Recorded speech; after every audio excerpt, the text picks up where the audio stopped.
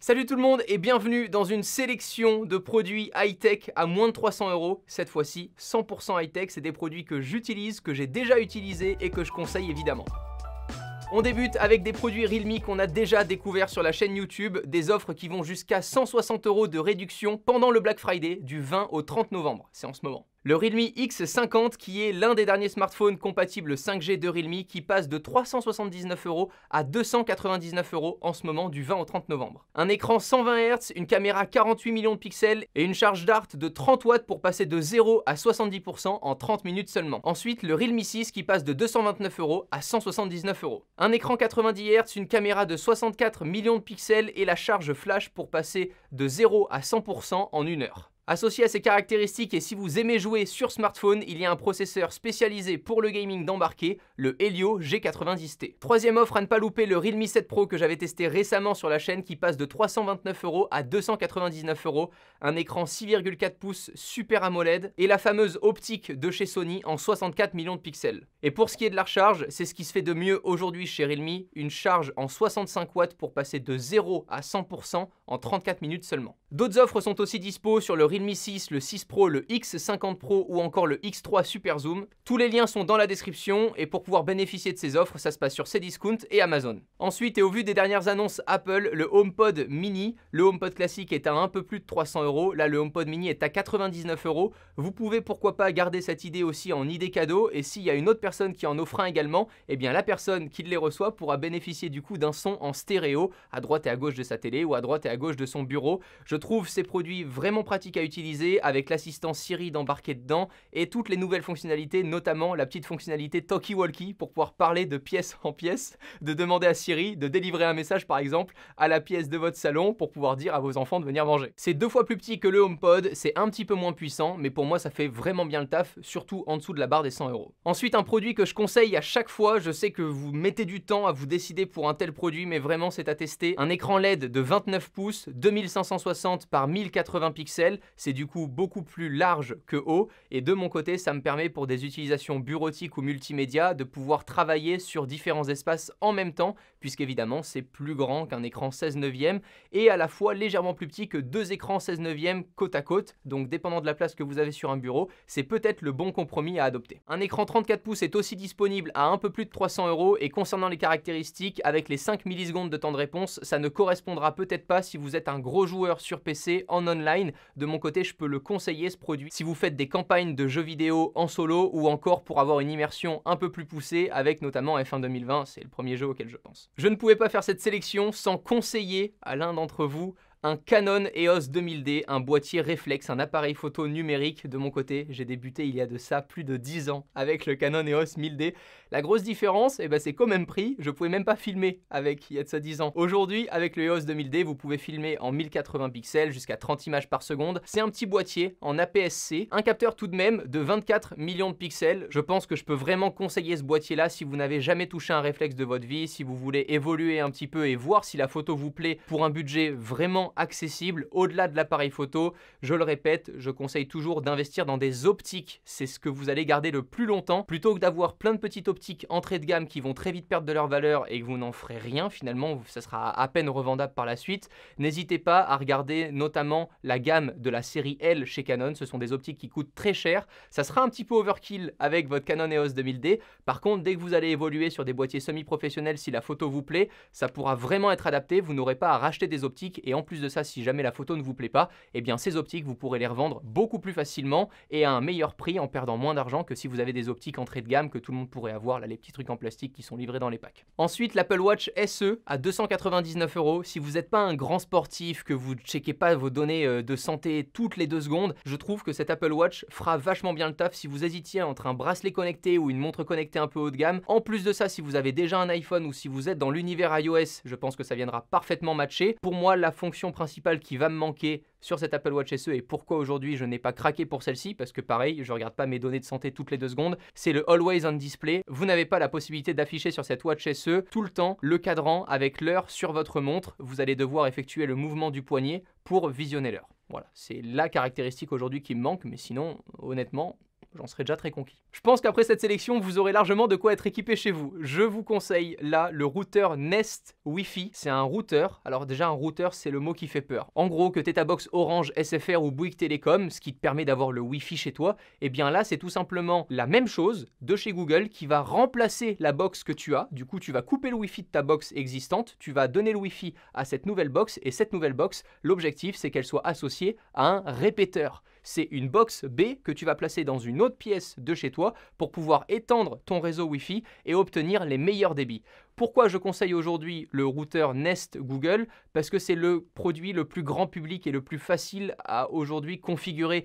Tu vas directement sur l'application Google Home et comme une enceinte connectée, tu la relis en 2 secondes, c'est vachement facile. De mon côté, j'utilise une box Orbi, c'est beaucoup plus poussé au niveau des fonctionnalités. De toute façon, on va le voir dans une prochaine vidéo dédiée, vous allez le voir sur la chaîne. J'utilise ce produit-là depuis plus d'1 an aujourd'hui. J'en ai plusieurs du coup chez moi et je peux vraiment configurer tout ce que je souhaite. J'ai également des ports Ethernet à l'arrière pour pouvoir répéter un signal via le Wi-Fi en Ethernet à des produits qui sont filaires. Bref, là c'est un produit dédié à des fonctionnalités un peu plus poussées. Aujourd'hui, je peux conseiller à mes parents, à mes grands-parents le Google. Vraiment, c'est ultra simple. Donc je vous le conseille à vous aussi parce que je sais que vous n'allez pas avoir de problème d'installation et que vous allez voir une réelle différence. Évidemment, dans cette sélection, je ne pouvais pas passer à côté de la Xbox Series S. Putain, mec. La Xbox Series S, plus petite que la Xbox Series X, des caractéristiques moins poussées. Évidemment, pas de lecteur Blu-ray d'intégrer, donc tous les jeux seront à télécharger online. Donc pour moins de 300 €, je trouve que c'est un super produit. Je le conseille aux joueurs occasionnels qui n'ont pas une grande télé chez eux, 8K et autres, pour profiter des toutes dernières caractéristiques de la Xbox Series X. Par contre, attention à être au moins fibré ou alors à avoir une très bonne connexion 4G à relier à ta Xbox, parce que dès que tu vas vouloir télécharger un jeu de 80 Go, tu vas devoir patienter peut-être 4-5 jours si tu es dans une campagne bien loin de toute technologie. Courage. Ensuite, et je ne sais pas pourquoi, exceptionnellement aujourd'hui, je ne l'ai pas avec moi, le Bose QC35 II. Je le conseille depuis 2 ans en fait, genre 3 ans.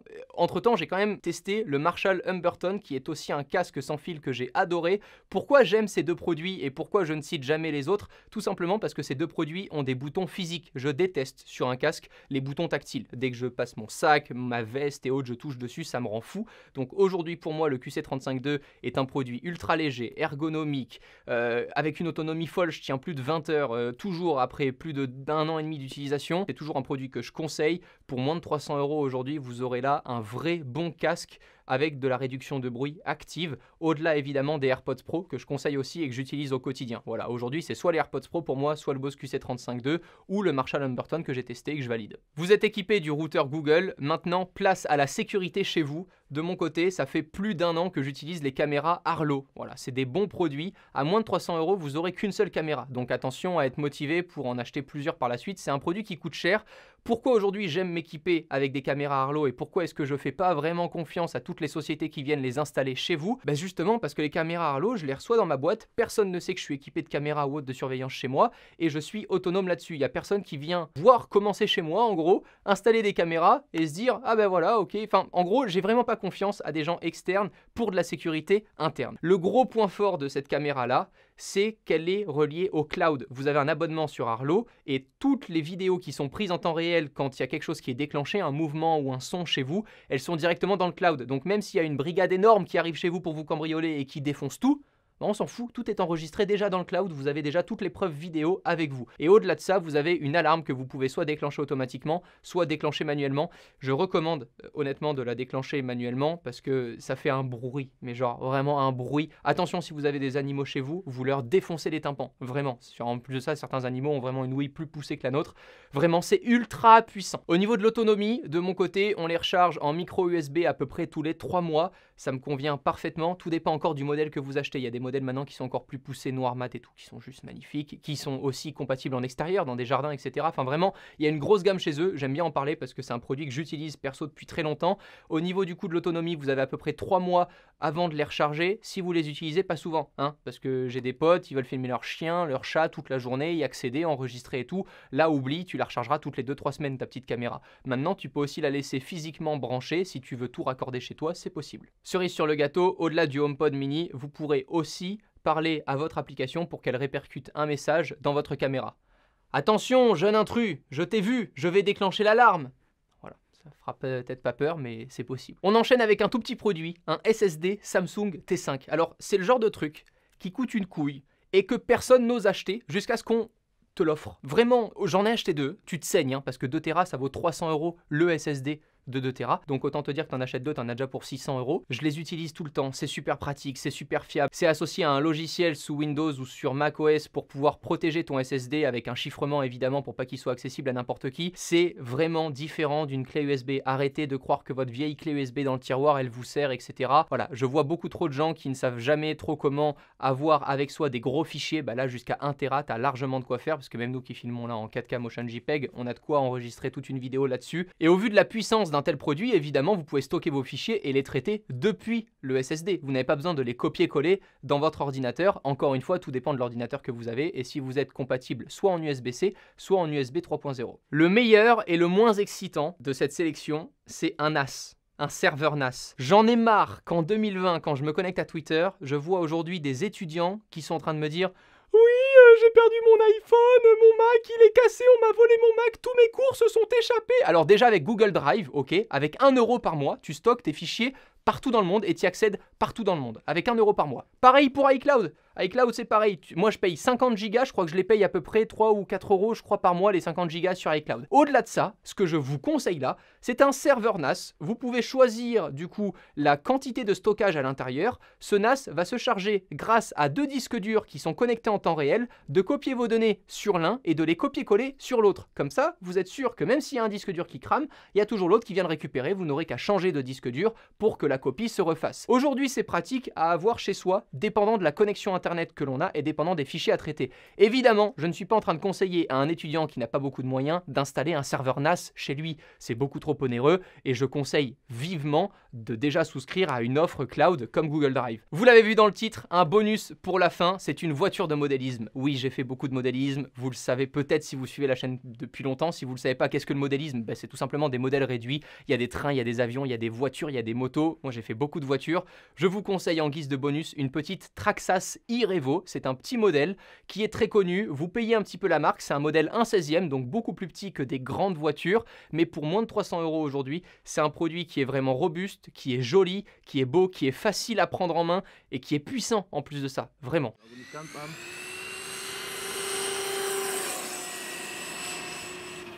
Et le fait d'acheter une marque aussi connue que Traxxas, ben c'est forcément, tu as toutes les pièces de rechange et autres accessibles sur n'importe quel site, donc c'est beaucoup plus facile quand tu veux changer une pièce ou t'en procurer une. Je vous laisse le lien dans la description aussi, mais sachez que de toute façon, tous les produits là sont dans la description. N'hésitez pas à aller checker l'ensemble des prix, l'ensemble des offres. Encore un grand merci à Realme de nous avoir accompagnés sur cette vidéo. C'est un partenariat à l'année avec eux. Je suis toujours très content de mettre en avant leurs produits qui sont d'un excellent rapport qualité-prix. A très vite, prenez soin de vous. Ciao tout le monde.